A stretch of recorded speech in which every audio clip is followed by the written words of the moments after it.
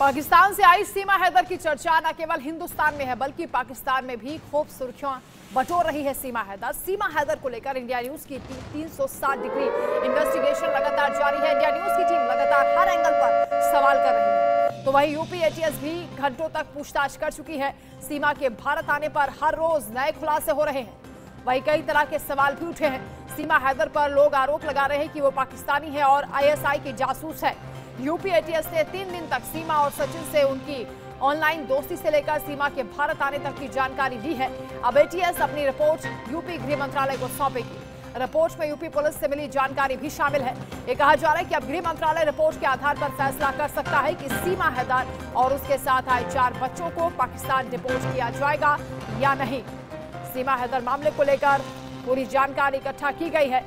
इस मामले पर अभी बहुत से राज खुल सकते हैं। हालांकि एटीएस की जांच में अभी तक उसके जासूस होने के पुख्ता सबूत नहीं मिल पाए हैं।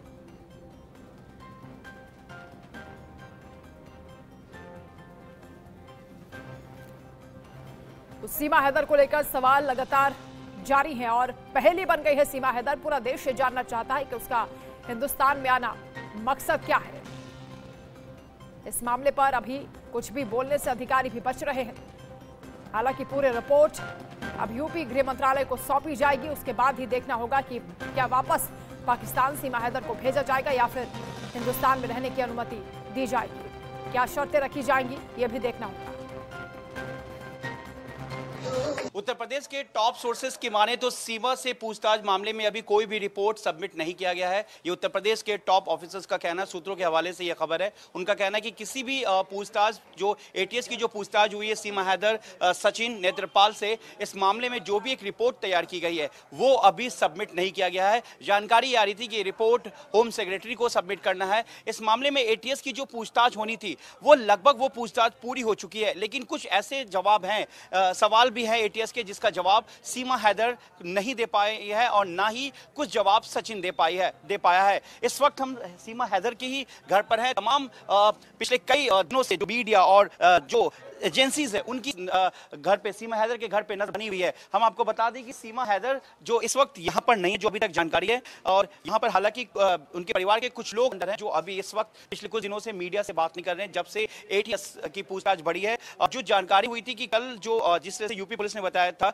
कि रूपनहेड़ी खुनवा बॉर्डर से सिद्धार्थ नगर बस के जरिए वो लखनऊ में प्रवेश की थी सीमा हैदर। सचिन भी साथ में था और उस वक्त सीमा हैदर के 4 बच्चे भी मौजूद थे, क्योंकि 10 मई को सीमा हैदर नेपाल पहुंची थी उसी रूट से जिस रूट से वो 10 मार्च 2023 को यहां पर नेपाल बॉर्डर आई थी। नेपाल में रुकी थी विनायक होटल में, जहां पर सचिन भी रुका था 17 मार्च तक। उसके बाद वापस सीमा हैदर वहां से वापस चली गई। उसके बाद 10 मई को आई और 12 मई को वो वहां से नेपाल से चली थी और 13 मई को लखनऊ आगरा यानी कि सिद्धार्थनगर रूट से वो सीधा रूपपुरा यहां यानी कि ग्रेटर नोएडा पहुंची थी। फिलहाल इस मामले में एटीएस लगातार पूछताछ कर रही थी। कई ऐसे सवाल हैं जो इसके पास, सीमा हैदर के पास इसका जवाब नहीं है। लेकिन अभी फिलहाल जो एक रिपोर्ट तैयार की गई है अब तक की पूरी जांच को लेकर, जिसमें सीमा हैदर ने एटीएस को क्या क्या खुलासा किया, क्योंकि यह मामला जो है पाकिस्तान और हिंदुस्तान से जुड़ा हुआ है। क्योंकि पबजी खेलते खेलते हिंदुस्तान की सरहद में पाकिस्तान की एक महिला दाखिल होती है, वो भी एक बॉर्डर के जरिए, जहां पर बताया गया कि सचिन भी मौजूद था।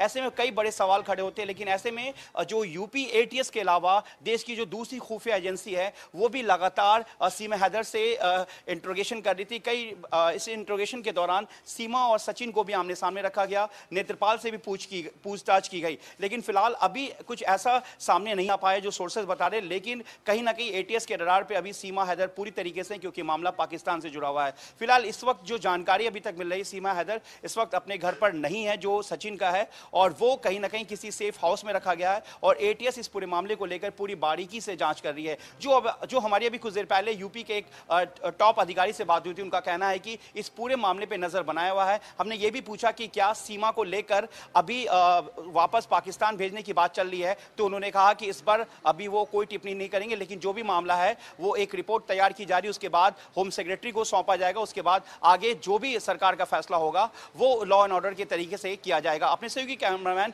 अश्वनी के साथ मैं Javed Hussain, India news, greater Noida, Ruppura. Pakistan से भारत आई सीमा हैदर मामले में विदेश मंत्रालय का बयान सामने आया। विदेश मामलों के प्रवक्ता अरिंदम बागची ने कहा कि हमें मामले की जानकारी है और हम इस पूरे मामले पर नजर बनाए हुए हैं। सीमा को अदालत के सामने पेश किया गया था और अब वो जमानत पर बाहर है। देखिए, इस मामले की जानकारी है हमारे पास और अदालत में इनकी पेशी हुई थी और उसके बाद उनको जमानत दे दी गई। वो बेल पे है बाहर और मामले की जांच चल रही है और आगे की जानकारी उपलब्ध होने पर हम आपको बताएंगे। अभी के लिए बस मेरे पास इतना ही है। सीमा हैदर से जुड़ी बड़ी खबर आपको बता दें, सीमा और सचिन मीना पर बड़ा खुलासा हुआ है। जहां रबुपुरा के लोगों का यह दावा है कि सचिन झूठ बोलकर नेपाल गया था। घर वालों से सचिन ने सीमा को अपना रिश्तेदार बताया था। स्कूल में बच्चों का एडमिशन कराना चाहती थी सीमा हैदर। एफिडेविट बनवाने को लेकर बड़ा खुलासा हुआ है। सचिन भी झूठ बोलकर नेपाल गया था, ये पड़ोसी बता रहे हैं। सचिन और सीमा को लेकर यह बड़ा खुलासा हुआ है कि बच्चों को पढ़ाने के लिए एडमिशन कराना चाहती थी सीमा हैदर और एफिडेविट बनवाने को लेकर यह बड़ा खुलासा हुआ है।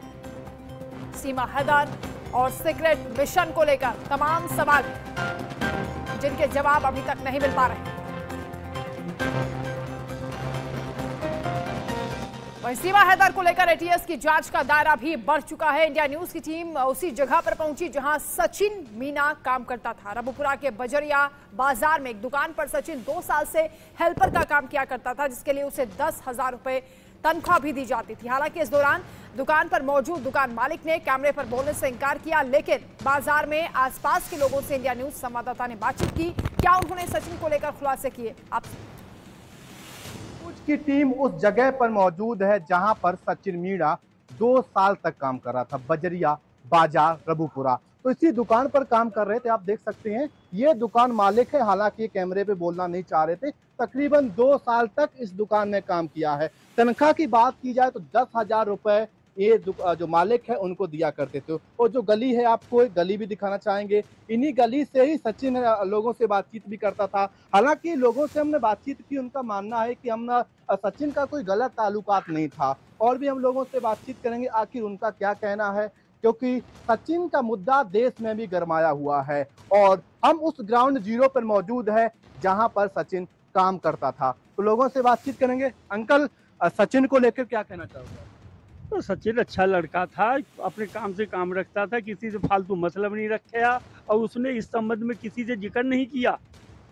और देखो ये उसका साथी है, ये मेन मुद्दा। वहाँ कमरा दिलवाना, सामान जुटाना, सारा काम इसका था और ये आर्थिक मदद भी करता था। देखिए, बिल्कुल हम इनसे भी बातचीत करेंगे। भैया, क्या नाम है आपका? ना ऐसा कुछ ना करे। आप बताइए, आप सचिन के दोस्त हो? ना कोई दोस्त नहीं भाई साहब। नहीं, आप दोस्त हो ना सचिन के? दोस्त नहीं। क्या नाम है आपका? आजाद नाम है। आजाद। फ्रेंड होते हैं, दोस्त होते हैं, इसमें कोई मना करने वाली बात नहीं है। तो मेरे भी दोस्त हैं। तो सचिन के कमरा दिलाया था, तो आपको कहाँ जानकारी मिली? क्या मेरा कोई कमरा नहीं दिलाया, कमरा दिलाया लाला ने। अच्छा। आधार कार्ड, पैन कार्ड इनकी लगू भी लाला की। अच्छा, आप दोस्त हो ना? नहीं, दोस्त नहीं है। सचिन के दोस्त नहीं हो? नहीं, सचिन दोस्त तो वो है जो दुकान पर अंदर बैठे हैं। लोग तो कह रहे हैं आप दोस्त हो। नहीं, ये तो वैसी हंसी उड़ा रहे हैं हमारी। नहीं, लोग तो चर्चा कर रहे हैं आप दोस्त हो। तो देखिए, हम एक बार और लाला जी से बातचीत करना चाहेंगे। 2 साल तक काम किया है सचिन ने इस क्षेत्र में, जाहिर सी बात है रिश्ते अच्छे होंगे। बहुत सही लड़का था। बताया भी जा रहा है कि सचिन नेपाल जाता था। हमें नहीं पता जी कब गया वो नेपाल, तो उसने किसी से जिक्र ही नहीं करा जी। और ये क्योंकि अपनी दुकान पर रहता था, हमें ये भी पता ना कहाँ गया। हम गया होगा भी, कहीं गया हो, उसने कभी किसी से जिक्र ही नहीं किया कि मैं नेपाल जा रहा हूँ या मेरी किसी ऐसा हुआ है कि सचिन एक हफ्ते तक नजर नहीं आता था आपको? देखो जी, हमने ध्यान नहीं करा, हम अपने काम में बिजी रहते हैं। ऐसा होता है ना कि जब हम किसी व्यक्ति से मिलते हैं, हर रोज का हो जाता है। तो मिलना जुलना कुछ नहीं था, ये इनका गोदाम है, यहाँ से सामान दुकान से लाना, जब हमारी परछाई पड़ जाया करे। ऐसा कभी हुआ है कि आपको गोदाम से सामान ले जाते हुए नजर नहीं आया हो? हाँ, ना ऐसा हमने कोई ध्यान नहीं करा जी। हमें क्योंकि हम अपने काम में इतने बिजी रहते हैं कि हमारा सड़क की तरफ ध्यान ही नहीं जाता। आप इस रिश्ते को क्या नाम दोगे, सचिन और सीमा? मैं क्या रिश्ते नाम दूंगा? ये तो सही है, प्रेम कहानी है। प्रेम के चक्कर में ही वो यहाँ आई है। कुछ और निकलता है तो? ना और निकलता तो उसके बारे में मैं कुछ नहीं कह सकता। देखिए बिल्कुल अलग अलग आइडिया है। हालांकि लोगों का यही कहना है जो जहां पर सचिन इसी गली से सचिन जाता था और जो अपना जो गोदाम से सामान दुकान तक ले जाता था।